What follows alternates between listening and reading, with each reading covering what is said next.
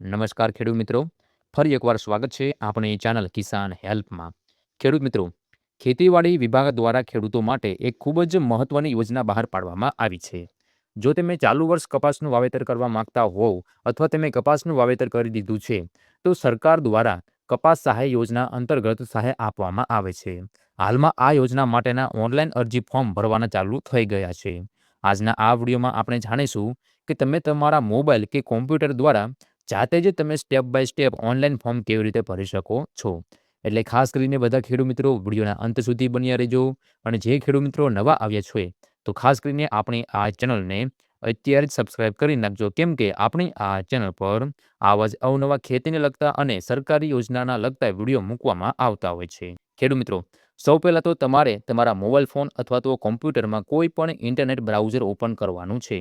ત્યારબાદ તમારે એમાં ટાઈપ કરવાનું છે આઈ ખેડૂત પોર્ટલ. જેવું તમે આઈ ખેડૂત પોર્ટલ સર્ચ કરશો એટલે તમને પહેલી જ વેબસાઇટ જોવા મળશે આઈ ખેડૂત.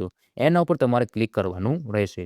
જો ખેડૂત મિત્રો તમે પહેલી વાર આની ઉપર આવ્યા હોય અને રજિસ્ટ્રેશન તમે ન કરાવ્યું હોય, તો સૌપ્રથમ તમારે જે હોમ પેજ ઉપર આવેલા લાભાર્થી નોંધણી લખેલું છે એ ઓપ્શન ઉપર તમારે ક્લિક કરવાનું છે.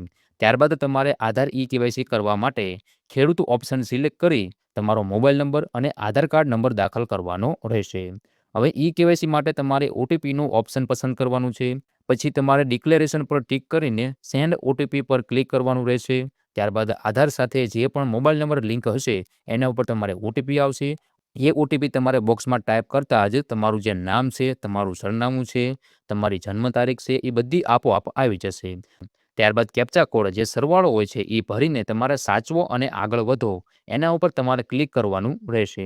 હવે નવો પાસવર્ડ સેટ કરી મોબાઈલ નંબર વેરીફાઈ કરીને સબમિટ કરો એટલે તમારું રજિસ્ટ્રેશન અહીંયા પૂરું થઈ જશે.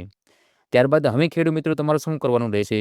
હવે તમારું જેવું જ રજિસ્ટ્રેશન પ્રક્રિયા તમારી પૂરી થઈ જાય એટલે ફરીથી તમારે હોમ સ્ક્રીન ઉપર આવીને લોગિન બટન ઉપર તમારે ક્લિક કરવાનું રહેશે. તમારા રજિસ્ટર્ડ મોબાઈલ નંબર, સેટ કરેલો પાસવર્ડ અને સ્ક્રીન ઉપર દેખાતો સરવાળો એટલે કે કેપ્ચા ટાઈપ કરીને તમારે લોગિન કરવાનું રહેશે.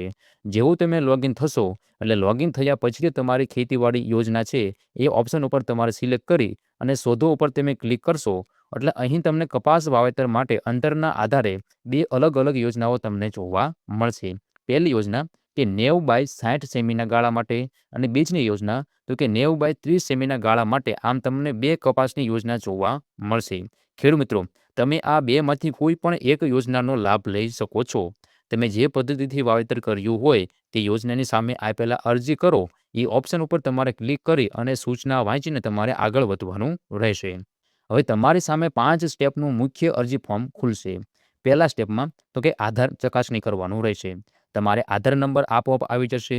બસ ઓટીપી ઓપ્શન ઉપર પસંદ કરી અને ઓટીપી વેરીફાઈડ કરો જેથી તમારી માહિતી લોડ થઈ જશે. ત્યારબાદ સેવ એન્ડ નેક્સ્ટ પર ઉપર તમારે ક્લિક કરવાનું રહેશે. બીજા સ્ટેપમાં ખેડૂત મિત્રો, ખેડૂતોની સામાન્ય વિગતો આપવાની રહેશે. તમારો જિલ્લો કયો છે, તમારું તાલુકાનું નામ શું છે, તમારું ગામ કયું છે, તમારો એરિયાનો પિનકોડ કયો છે, તમારી જાતિ કેટેગરી જેમ કે એસસી છે, એસટી છે, ઓબીસી છે કે જનરલ છે એ તમારે સિલેક્ટ કરવાની રહેશે. ત્યારબાદ ખેડૂતોનો પ્રકાર પસંદ કરવાનો રહેશે. જો 1 હેક્ટરથી ઓછી જમીન હોય તો સીમાંત, 1 થી 2 હેક્ટર માટે નાના અને 2 હેક્ટરથી વધુ જમીન હોય તો મોટા ખેડૂતો તમારે સિલેક્ટ કરવાનું રહેશે. ત્યારબાદ પાકની વિગતોમાં તમે પસંદ કરેલો વાવેતરનો ગાળો બતાવશે અને કપાસનું બિયારણ ખરીદ્યું છે કે નહીં તે હા કે નાની વિગત આપી સેવ એન્ડ નેક્સ્ટ ઉપર તમારે ક્લિક કરવાનું રહેશે. ત્યારબાદ ખેડૂત મિત્રો, ત્રીજા સ્ટેપમાં તમારે બેંક ખાતાની માહિતી આપવાની રહેશે. તમારી બેંક ખાતાનો જે આઈએફએસસી જે કોડ આવે છે એ કોડ તમારે નંબર નાખવાનો રહેશે. જેવો તમે નંબર નાખો અને ક્લિક કરશો એટલે બેંક અને બ્રાન્ચનું નામ ઓટોમેટિક આવી જશે. ત્યારબાદ બેંક એકાઉન્ટ નંબર 2 વાર ટાઈપ કરો અને પાસબુક મુજબ તમારું નામ અને સરનામું અંગ્રેજીમાં લખીને સેવ એન્ડ નેક્સ્ટ ઉપર તમારે ક્લિક કરવાનું રહેશે. ચોથા સ્ટેપમાં ખેડૂત મિત્રો જમીનની વિગતો ભરવાની રહેશે. જો તમારું ખાતું પહેલેથી જ અહીં એડ હશે તો સામેના ચેકબોક્સમાં ટીક કરવાનું રહેશે.